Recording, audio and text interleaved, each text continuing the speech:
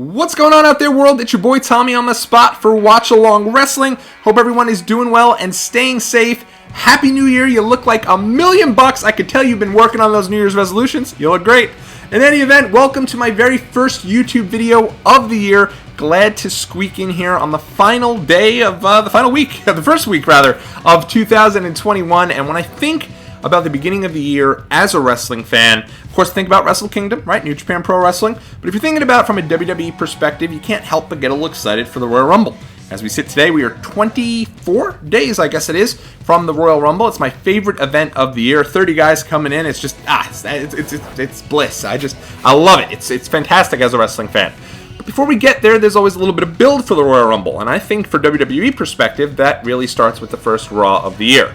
As I sit back and I think about countless memories of the first Raw of each year, whether it be 2007 when it was Kevin Federline against John Cena, or maybe 2008 for Raw Roulette, 2010 when Bret Hart returned to the WWE and made his long-awaited return in 13 years, or heck, even this past week, might not have been my favorite segment, but Goldberg showing up to challenge Drew McIntyre for the world title. WWE always tries on that first Raw of the year. They know that Monday Night Football is behind them.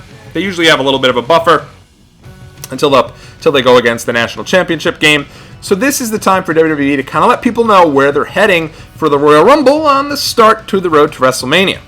And that brings us to 19 years ago today. 19 years ago today, January 7th, 2002. And it's apropos that we're going to talk about this in this video because I had mentioned a couple weeks ago here on the channel that for 2021, I'm going to begin kind of my DVD unboxings for the entire year. I'm going to go through each and every event of WWE back in 2002 to get us started. And I'm going to unbox that probably about a week or two and get started with the Royal Rumble 2002. But I thought, what better place to start than at this Raw right here, a Raw that I was at live from Madison Square Garden, and a Raw that has kind of come to light over the past couple of days here. And I know Triple H was actually on the bump yesterday. They started their Royal Rumble preview, and he was there talking about his appearance in 2002. And it's interesting because when I think back to this show, and the idea that, at the time I was still doing youth basketball, and so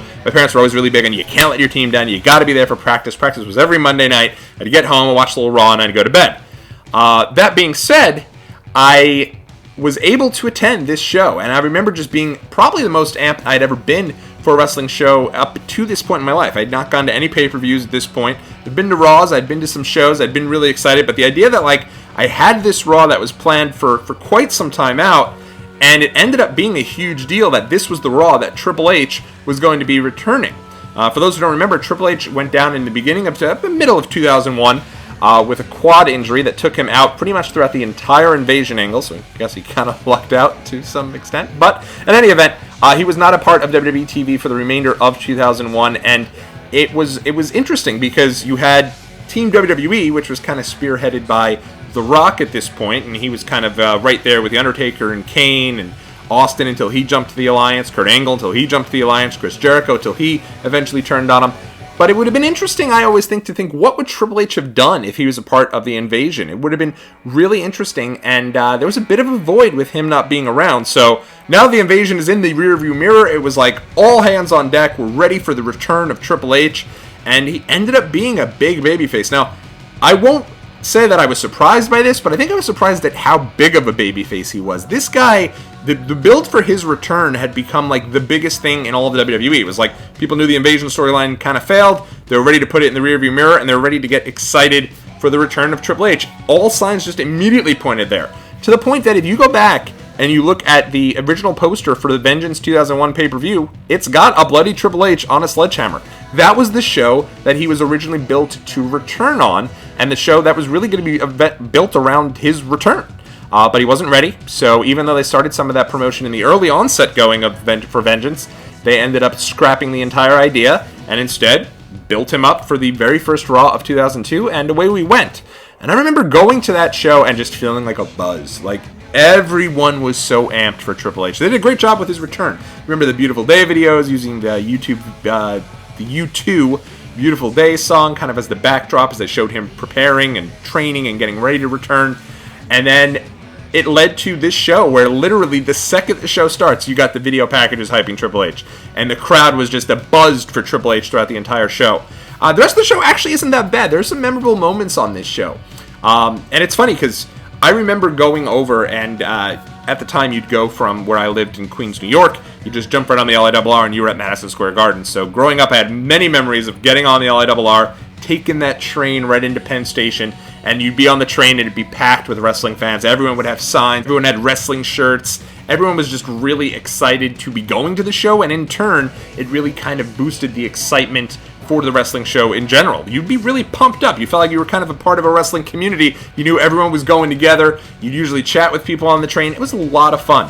And so this night was no different. Everyone was ready for Triple H. Everyone was excited for him. I remember walking through Penn Station, and you'd get ready. You'd go in there. You'd get your program. You'd get your shirts, and you'd sit down there. And it really did. It felt like this was the return of an all-time great. Somebody people really missed. People were ready to embrace. People were ready to crown him their new top babyface on this show. And it's funny because, the show itself, other than this, again, it's not bad. But Austin and The Rock team on this show. They teamed to face Booker T and the Big Boss Man, still there in 2002, which is surprising. I just didn't even remember he was around that long. But 2002, so you had those two going up against Boss Man and Booker T. Vince McMahon opens the show in the famous Ric Flair robe. If you remember that skit where he dresses as Ric Flair and he's doing the whole strut, and then Flair comes down to get him out of the robe, and Vince McMahon comes, cocks him right on the top with the lead pipe.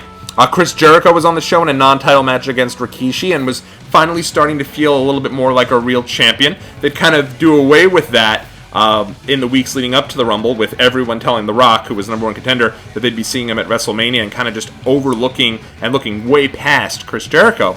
But with that being said, the whole show was about Triple H. I mean, the buzz for Triple H was just growing throughout every commercial break. They'd show a picture of Triple H, big pop. Everyone was ready for it. And at the time, I mean, this was by far the biggest pop I'd ever been at. I couldn't believe it when it was there. It was a sustained pop. Triple H's music hits. He comes out, and the place just goes absolutely insane. They also did a good job, because obviously he's coming back for the Royal Rumble. So they did a good job building throughout the show of Undertaker saying, "Hey, Triple H, when you come back, your ass is mine. I'm going to be in that Royal Rumble, and I'm going to go on to WrestleMania."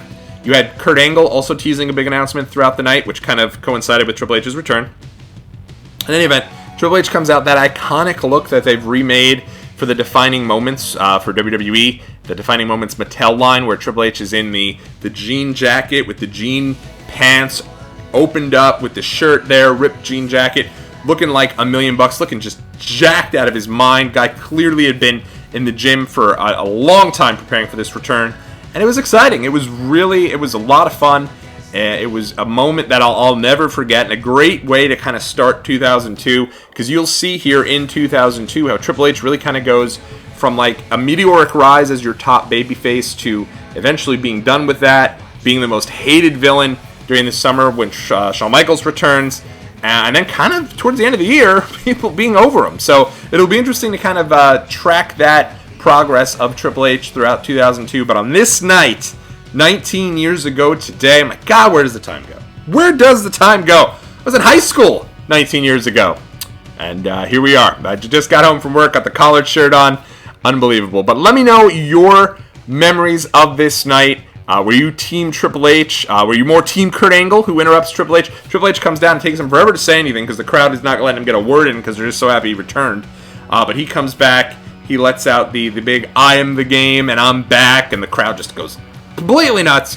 Angle comes, interrupts him, comes out, and basically declares that he has a big announcement of his own, that he's entering the Rumble, and it's on from there. They're beating each other up, they're pounding each other, and Triple H lays out Angle and hits him with the big thing, and man, we were on from there. So a really great night. Good to kind of look back at this night. But again, let me know what you thought about it in the comment section below. I'll see you guys in the next video.